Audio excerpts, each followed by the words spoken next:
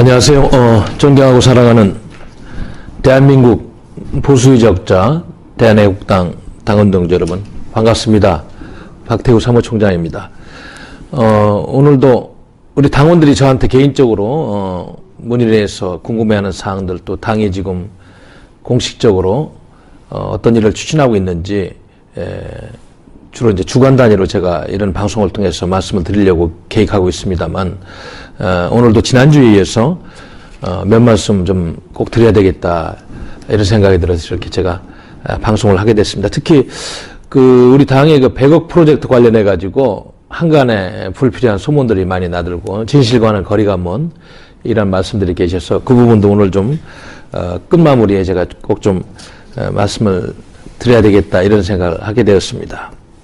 먼저 저희 당에서 지금 추진하고 있는 당원 배가운동, 어제 제가 연락을 받았습니다. 이미 동두천에서는 당원 30여 명이 당원 1인 배가운동을 열심히 시작하고 있다 이런 소식을 들었습니다. 이러한 일들이 동두천뿐만 아니고 우리 당원들이 산지한 전국 곳곳에서 각 시도당과 또 서명대를 중심으로 불길처럼 번져서 저희 당의 100만 당원 달성 프로젝트가 빨리 앞당겨지기를 소망합니다. 우리 당원 여러분들의 어깨에 달렸습니다.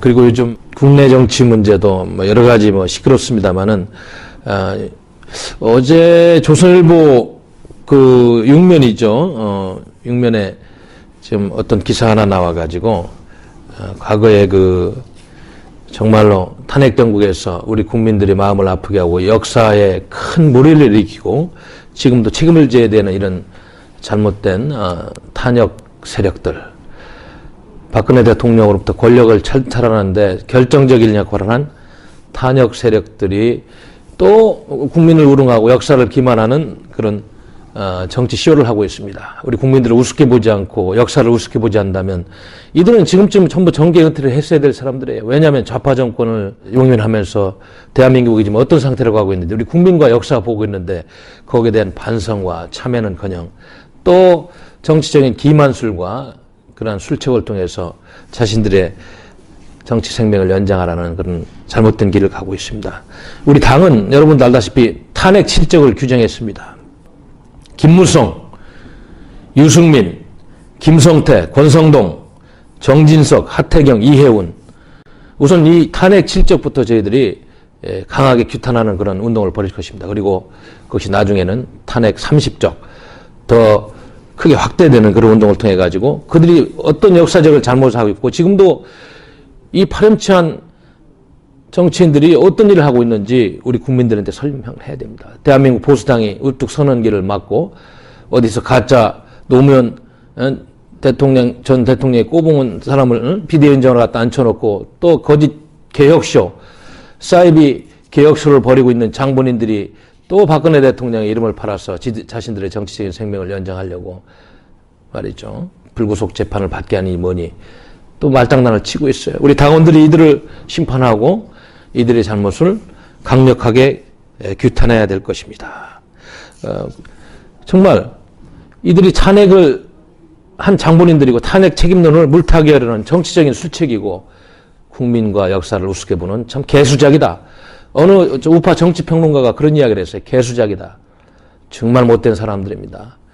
당원 동지 여러분, 지금 나라가 이렇게 누란 위기에서 대한민국의 헌법 질서가 파괴되고 있는 이 시점에 이 간악한 사력들은 또다시 그 역사적인 과오를 물타기 하려는 그런 일들 하고 있어요. 그들은 지금 문재인 정권의 퇴진을 위해서 목숨을 걸고 싸워도 용서받지 못할 터인데 또 말장난으로 우리 보수권을 분열시키고 보수층의 민심을 지금 흔들게 하고 있습니다. 여러분, 존경하는 당원 동지 여러분, 우리가 그래서 이러한 흐름들에 대해서 이들의 잘못에 대해서 엄격하게 규탄할 것이다. 그래서 다음 주 13일 날 말이죠. 저희들이 오후 2시에 국회 앞에서 이 탄핵 7적을 규탄하는 대대적인 집회를 통해서 이들의 잘못을 규탄할 것입니다. 그리고 우리 당대표께서 도원진 대표께서 지난 12월 3일 날 여기 주한미국 대사죠.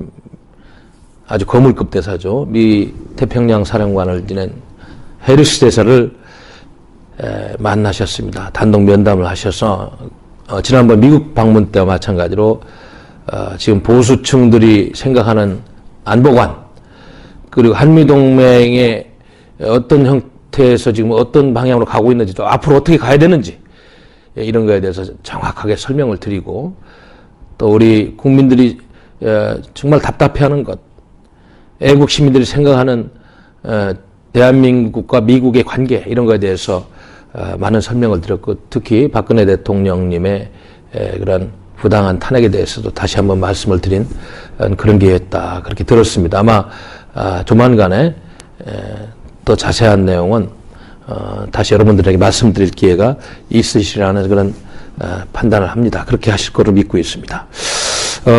그래서 지금 연말이 되면서 말이죠. 국내적인 현안들이 이렇게 늘어나고 아주 복잡한 사안들이 엉켜 있는데 우리 당은 줄기차게 일관되게 그리고 끊임없이 다가오는 제95차 태극기 집회에서도 박근혜 대통령을 석방하고 또 탄핵 소추 배신자들을 처단하고 인권 유린한 북한의 독재자 김정은이 방안을 반대하고 좌파 수구 좌파 독재 정권 문재인 정권의 퇴진을 외치는 그런 구호하에 또다시 국민적인 여유와 그런 뜻을 모으는 서울역 집회를 하고 광화문으로 행진해서 우리 당이 지금 추구하고 있는 정치 철학과 우리 국민들의 그런 염원을 담는 우리 애국 활동을 계속해야 할 것입니다. 우리 당원들께서도 추운 날씨지만 단단히 챙기시고 이렇게 와서 협조해 주시면 감사하겠습니다. 그리고 지금 저희 당이 아직 창당이 완료가 안 된 지역 중에 제주도가 있습니다. 우리 전국 방방곡곡에 서명대도 더 확대해야 되겠고 또 시도당 창당이 미처 안 된 몇 곳 중에서 제주도도 또 해야 되겠고 또 혹시나 이제 김정은 북한의 독재자가 제주도 한라산을 방문할까 하는 의구심이 있어서 그곳에 가서 절대로 그런 일이 있어서 안 되겠다는 애국투쟁을 해야 된다는 취지를 갖고 저희 당은 12월 11일 날 제주도에서도 제주도청 앞에 시내에 또 행진 그리고 집회를 통해서 우리 당원들의 뜻을 모을 것입니다. 이렇게 뜻과 열정이 모여서 우리 당이 나날이 국민들의 이제 지지를 받고 애국 당원들의 그런 입당도 늘어나고 있는 이런 아주 긍정적인 현상을 말씀드리겠습니다. 그리고 알다시피 지금 우리 당과 함께 자매처럼 이렇게 우리 활동 상황과 보수의 우리 당이 추구하는 보수의 이념을 전파하는 자유일보가 있습니다. 자유일보가 아직은 좀 어린애예요. 좀 젖을 먹고 더 커야 되는, 더 어른이 되고 그러려면 우리 당원들이 자유일보를 더 많이 구독하고 시도당에서도 여력이 있으면 앞으로 그거를 좀 구독해서 더 확산해야 되는 그런 필요성이 있어 보입니다. 우리 조원진 대표께서도 수차례 말씀하셨지만 사상을 확대하고 우리 보수 이념을 전파하는데 아주 중요한 언론이기 때문에 제가 다시 한번 말씀 올립니다. 한번 당원들께서도 자유일보에 대한 관심을 많이 더 가져주실 것을 부탁 올리겠습니다. 그리고 그 북한 인권이라는 것이 대표님께서도 몇 차례 말씀하셨지만 어떻게 보면은 북한의 그 독재 정권의 가장 치부를 드러낼 수 있는 날카로운 칼날입니다. 국제사회를 비롯한 미국의 인권단체, 그리고 양심 있는 국제사회의 시민단체들이 북한의 인권에 대해서 더욱더 큰 지금 비판의 목소리를 높이고 있습니다. 그러나 대한민국의 좌파 정권들은 이를 묵인하고 방조하고 회피하는 그런 정책들을 펴왔습니다. 그러나 우리 대한애국당은 우리 2,300만 북한 주민들을 해방시키고 자유통일을 이룬다는 큰 철학적인 명제하에서 북한 인권 문제를 적극적으로 제기하고 앞으로도 북한의 김정은 독재 정권을 비판하는 그런 칼날로 사용할 것입니다. 그래서 다음 주에 저희들이 12월 13일 날 헌정기념관에서 아침 9시 반부터 12시 반까지 북한 인권 관련 세미나를 또 실시합니다. 반인륜 범죄 집단 김정은 독재 정권의 인권 유리는 어디까지인가? 그래서 좋은 인사들을 모시고 다시 한번 우리 당의 정치적인 그런 철학을 확인하고 문재인 좌파 정권이 묵인하고 있는 북한의 인권 문제에 대해서 날카로운 비판할 것입니다. 많은 당원 동지 여러분들의 또 관심을 부탁드리겠습니다. 또 그날 미리 조금 소개해드리면 말이죠. 그 영상 메시지를 그레그 스칼라튜 그 사무총장입니다.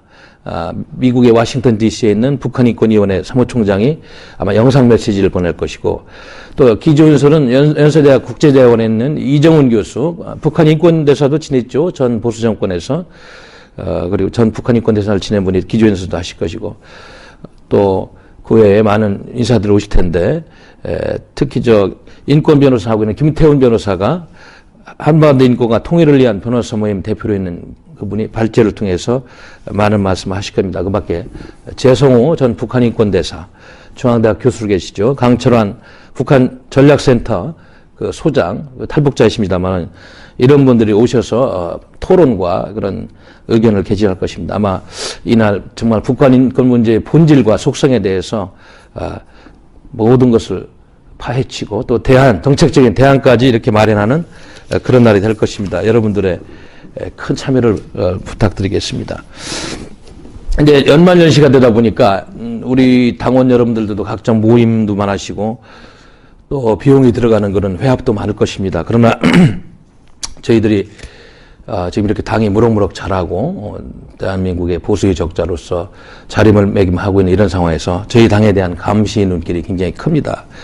그렇기 때문에 그 당원 동지분들이 모임하고 이럴 때 선거법에 저촉되지 않고 정치자금법에 저촉되지 않는 범위 내에서 활동을 해 주셔야 되겠다, 이런 말씀을 드리겠습니다. 그래서 여기 먼저 공문으로 이제 제가 사무총장으로서 내려 보내겠습니다만은 잠깐 이 문제가 중요해서 소개를 올리겠습니다. 그래서 아시다시피 이제 저희 당은 그 창당 준비 과정부터 뭐 돈통을 놀린다든지 이런 거는 이제 하지 않는 당으로 결별을 선언했고, 또 기부금 모집 및 상여에 관한 법률 제4조 1항에 있는 이런 조항이 있어요. 1천만 원 이상의 금액으로서 대통령으로 정하는 금액 이상의 기부금품을 모집하려는 자는 모집 사용계획서를 작성하여 대통령령으로 정하는 바에 따라 행정안전부 장관 또는 서울특별시장, 광역시장, 도지사, 특별자치도지사에게 등록해야 된다, 이렇게 명시되어 있고요. 같은 법 16도 1항에서도 제4조 1항을 위반하는 자는 3년 이하의 징역이나 3천만 원 이하의 벌금에 처한다, 이렇게 지금 규정이 있습니다. 그래서 무분별한 기부금품 행위, 모집 행위를 억제하고 건전한 기부 행위와 모금 행위를 권장하는 취지의 이런 법률이 있다는 것을 제가 한번 말씀을 올리는 것이, 혹시나 우리 당원 여러분들 좋은 뜻에서 활동을 하다가 실수를 하시면 안 되겠다, 반드시 숙제해야 될 상황이라고 생각합니다. 이것뿐만 아니고 1천만 원 이하인 경우도 위법 행위가 될 수 있는 것이 여지가 좀 있습니다. 그래서 애초부터 우리 당은 정치자금법상 허용된 절차에 따른 후원금 외에는 모두 지금 불허하고 있는 상황이고요. 그래서 당원 동지 여러분들이 모임 시 비용은 참여한 사람들이 각자 부담함을 원칙으로 하는 것이 맞다. 그래서 개인의 모금 행위 역시 일절 금하고 있는 이런 현실입니다.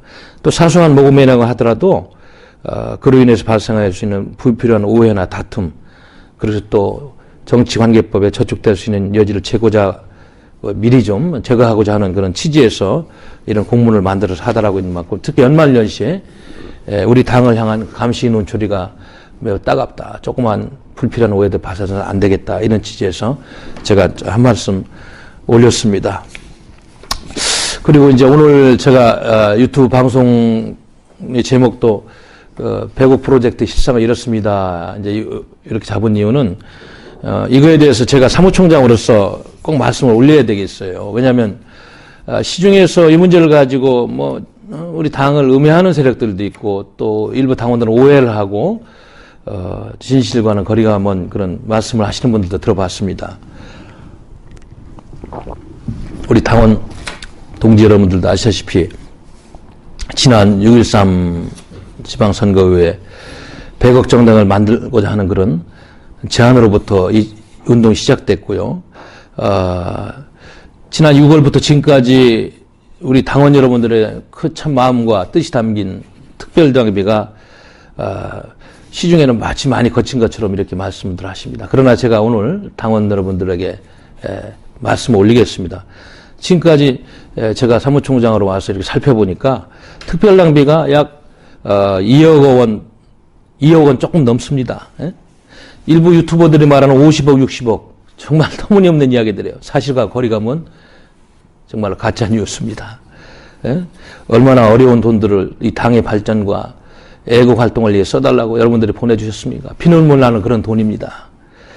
그리고 알다시피 우리 당이 여러분들의 소중한 그런 후원금으로 유지하고 땀과 피와 애국심을 위해서 이만큼 발전하고 앞으로도 대한민국을 지키고 우리 박근혜 대통령님을 석방하는 운동에 전력 투구할 것을 모두가 인지하고 그렇게 가고 있는 현실, 정말 고맙다는 말씀을 드려야 될 것입니다.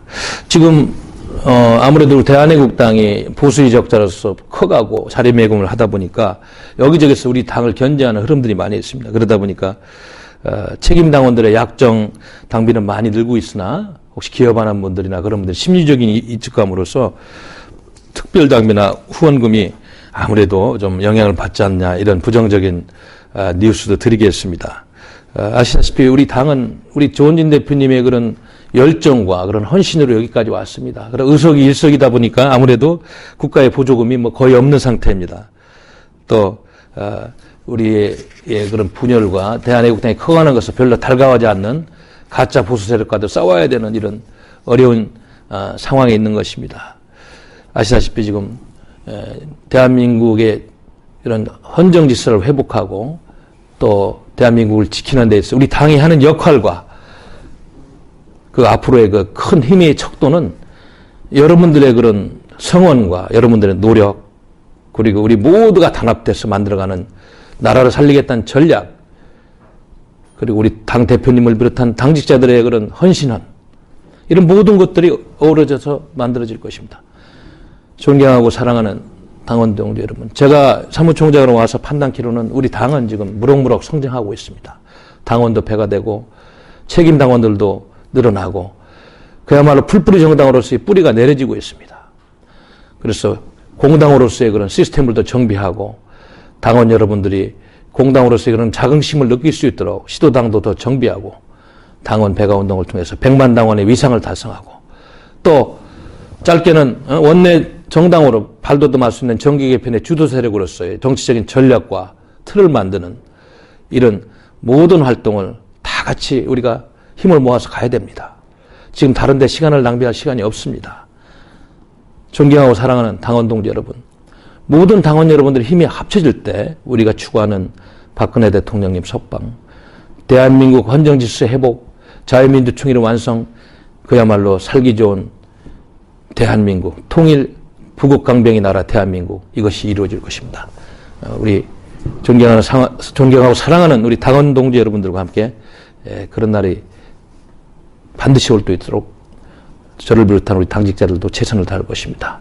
여러분 감사합니다.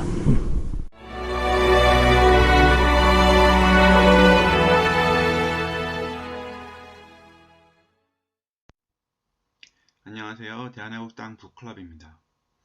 오늘 소개해드릴 책은 박정희 대통령님이 국가의 보배라고 부르며 아끼셨고 우리나라의 중화학공업을 일으키셨던 바로 그 장본인 오원철 경제수석님의 책입니다.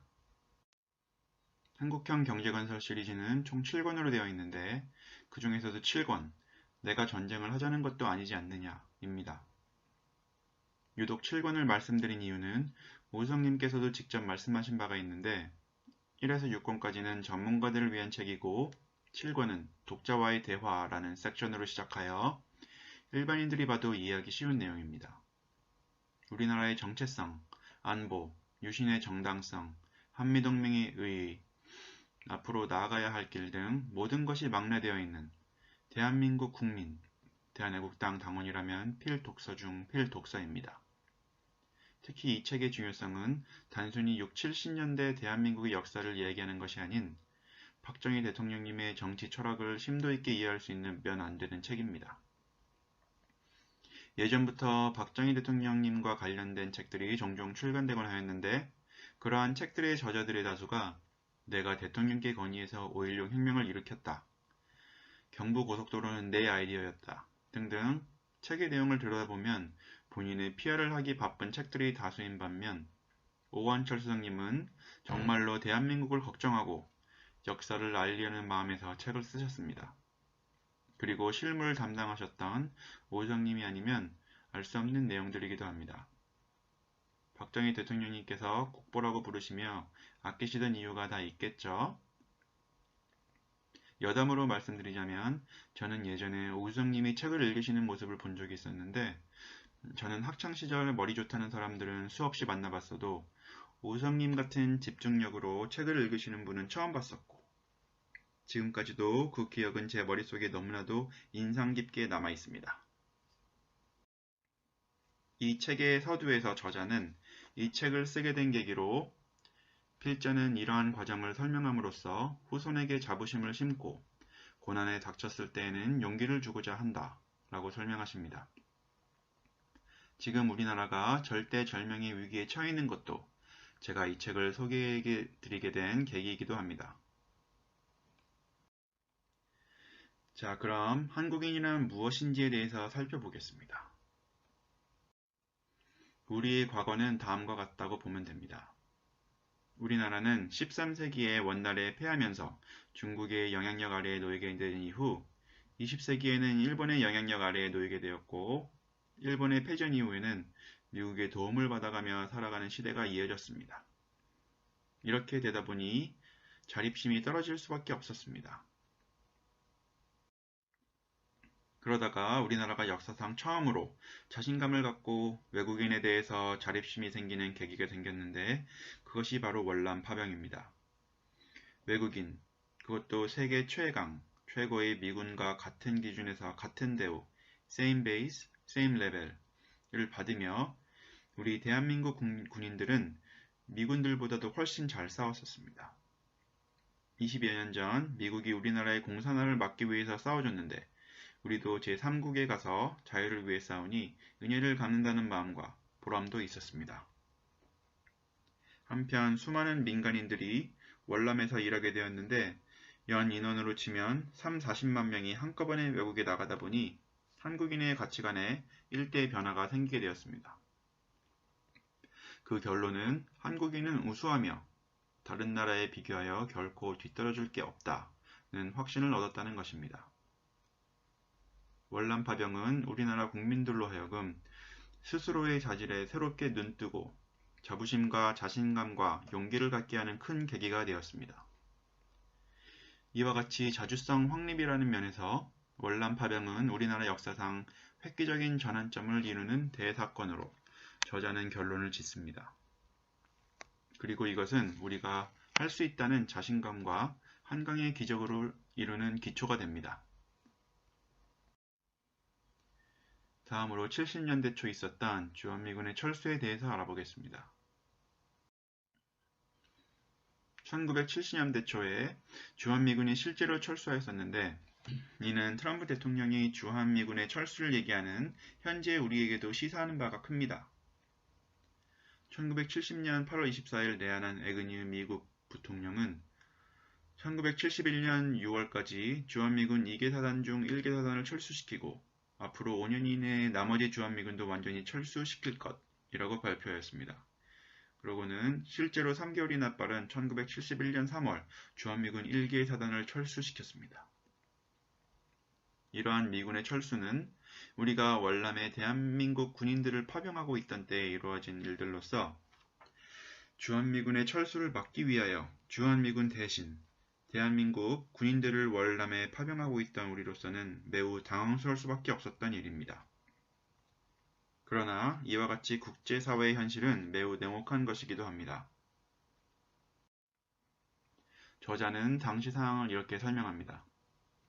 한국군의 월남 파병 결정 때에 존슨 행정부가 얼마나 고마워했는가를 엊그제 일같이 기억하고 있던 박 대통령으로서는 주월 한국군 2개 사단이 지금 이 시각에도 미군을 도와 피를 흘리고 있는 이 시기에 닉슨 행정부가 이러한 태도로 나오는 데 대해 배신감 같은 것을 느꼈을 것이다. 그래서 신년사에서 자기 국가의 이익을 위해서 피도 눈물도 없는 적자 생존의 이론을 내세우고 있다고 하지 않았을까. 그리고 박 대통령은 이러한 냉혹한 생존 경쟁의 시대에 살고 있는 힘없는 약소국가 대통령으로서의 아픔을 되새겼을 것이다. 그리하여 주한미군의 철수와 함께 자주국방 문제가 대두되기 시작하였습니다. 김정년 비서실장은 다음과 같이 회고합니다. 박 대통령에게 주한미군의 완전 철수 계획을 보고드리자 잠시 침묵이 흐른 뒤 박 대통령은 미 측 방침에 일희일비하는 처지를 빨리 초월해야 한다. 자주국방만이 우리가 살 길이다. 자주국방에는 막대한 내외자가 소요되므로 경제가 잘 되어야 하며 첨단 정밀 무기는 고가이므로 외화는 신종 고성능 무기 도입에만 충당하고 전통적 기본 무기는 하루빨리 국산화해야 한다 라고 지시하였다. 주한미군 완전 철수가 앞으로 5, 6년 안에 일어난다고 가정한다면 시간이 촉박하다. 그래서 박 대통령은 신년사에서 71년은 국군을 좌우하는 중대한 해이며 앞으로 2, 3년간의 국가안보상 중대한 시기라고 했다. 2, 3년 사이에 방위산업을 육성하고 국군의 현대화를 끝내야 한다는 뜻이었다. 이렇게 주한미군의 철수, 자주국방의 필요성과 함께 우리나라는 국가안보가 절대절명의 위기에 처해 있었고 이는 우리나라의 중화학공업을 일으키는 데 중대한 영향을 끼칩니다. 갑자기 중화학공업의 얘기가 나온 듯 싶지만 주한미군의 철수, 자주국방과 중화학공업은 매우 밀접한 관련이 있습니다. 간단한 예를 들자면 원자력을 어떻게 개발, 사용하느냐에 따라서 경제를 무너뜨리는 원자 폭탄이 될 수도 경제를 발전시키는 원자력 발전소가 될 수도 있는 것입니다. 여러분 모두가 보신 적이 있는 각하의 회호 싸우면서 건설하자는 결국 자주국방과 경제건설을 동시에 이루어 나아가자는 뜻으로 보면 되는 것입니다. 다시 바꿔 말씀드리자면 중화공업은 결국 부국 강병을 이루기 위한 수단인 것입니다. 이 위대하고 대한민국의 국운을 결정한 중화공업은 이러한 여러가지 이슈들이 맞물려서 시작되었고 그 최고봉에는 박정희 대통령님의 결단이 있었습니다. 필자는 그 결단의 순간을 이렇게 설명합니다. 1973년 1월 31일 중화학공업 건설 추진을 위한 브리핑에서 나는 중화학공업 건설에 약 100억 달러가 소요됩니다. 라고 보고하였다. 대통령이 남덕우 재무부 장관에게 돈을 낼 수 있겠는지 묻자 남 장관은 액수가 너무 커서 라며 말을 잇지 못했다. 그러자 대통령은 내가 전쟁을 하자는 것도 아니지 않느냐. 이 정도의 사업에 협조를 안 해주셔야 되겠나. 라며 결단을 내리셨다. 18억 달러를 수출하던 당시에 100억 달러 투자 규모라는 것은 지금으로 따지면 수출 규모가 5,700억 달러인 현재 그 5배인 2조 7,500달러를 투자하자는 만약 실패한다면 우리나라는 영원히 가난의 늪에서 빠져나올 수 없는 한번 시작하면 중단할 수 없는 말 그대로 국운을 건 사업이었던 것입니다. 여기서 대통령께서는 내가 전쟁을 하자는 것도 아니지 않느냐고 말씀하셨는데 그 취지는 중화학공업이 단순히 경제 발전만을 위한 것이 아닌 결국 이 중화학공업이 북한의 위협으로부터 우리나라를 지켜내기 위한 것이고 북한과의 체제전쟁에서의 승리하여 자유통일을 이룩하겠다는 것입니다. 여기서 우리는 유신의 배경과 그 정당성에 대한 힌트를 얻을 수 있습니다. 그러나 이 부분은 매우 방대하므로 이 책을 읽어보실 것을 권해드리고 싶습니다. 그리하여 우리 모두가 알다시피 우리나라의 중화공업은 대성공을 거두었습니다. 1977년 미국의 유명 잡지인 뉴스웨크에서도 우리의 경제 발전을 성공 케이스로 다룰 정도였습니다. 이 책에 대한 호기심을 불러일으켜 드렸나요? 제가 오늘 소개해드린 내용에 대해서 궁금한 점이 있으시면 읽어보실 것을 권해드립니다. 그리고 오수정님의 여러 다른 책들과 홈페이지에 들어가 보실 것도 권해드립니다. 감사합니다. 이상으로 대한애국당 북클럽이었습니다.